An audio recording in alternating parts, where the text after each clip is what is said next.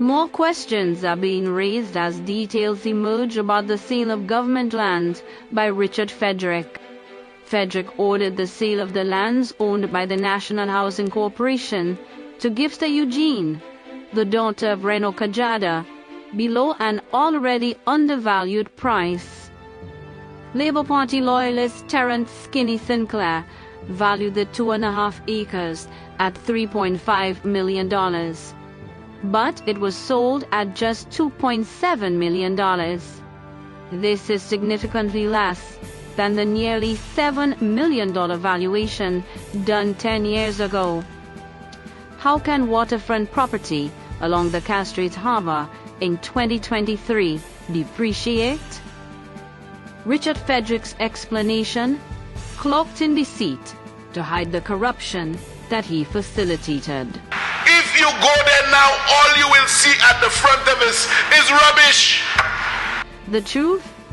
The lands are high value, not only because of its serene beauty, but importantly, its proximity to the Millennium Highway, the city and the seaport, making it a commercial asset. Could this fact have motivated Frederick to handpick Reneau Kajada's daughter for the sale, given the GPH plans for the harbor? Is there an alliance that would see them raking in tens of millions, selling to GPH, or setting up a business that would be integral to the pending development?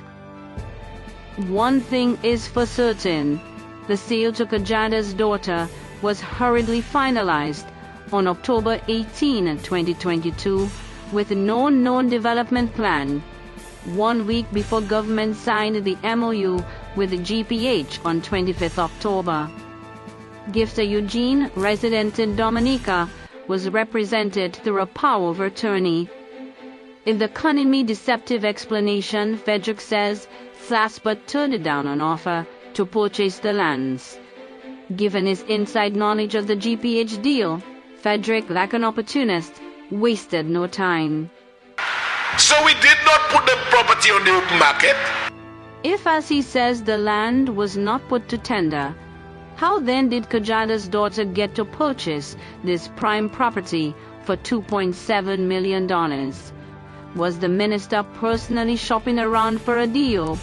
Did he purposely select Gifter Eugene because of her father, a well-known developer connected to the Labour Party? Despite the minister's claims that the lands are just a repository for garbage, he seems to be banking on the prowess of Kajada. A given purchaser, based on his ability to militate against the natural tendencies of the land, can make of it what it never was. So you have heavy equipment, you can take that and do whatever you want with it. It's quite possible. What will now not be possible is the use of the lands for the Border Control Unit as earmarked by the UWP government, a unit that would bolster the island's defense against illicit trafficking, including gun running. The NHC, as pointed out by leader Alan Chasney, has also missed out on paying towards a $34 million debt owed to the NIC. It would have been better off, Mr. Speaker, that if National Housing had sold that land to NHC in exchange for the debt. Look at the winners. That comes off as being a contingent liability, reduces our debt by $34 million. And you give it now to an entity, NIC, right? That in essence is a quasi-development agency. They have the money. They're the agency we go to many times in order to develop assets. So the reality is, Mr. Speaker, NIC would have been satisfied through their loan. Secondly, NIC would have had the capacity to have developed that line in line with maybe even how the district rep wanted to do it. Despite the minister's heavy influence in dealings that should be squarely in the hands of public servants and parastatals, Prime Minister Philippe Pierre is refusing to investigate the sale. Investigation about what? The investigation last when we spoke. Investigation about what? I've never started investigation, nor do I intend, yeah.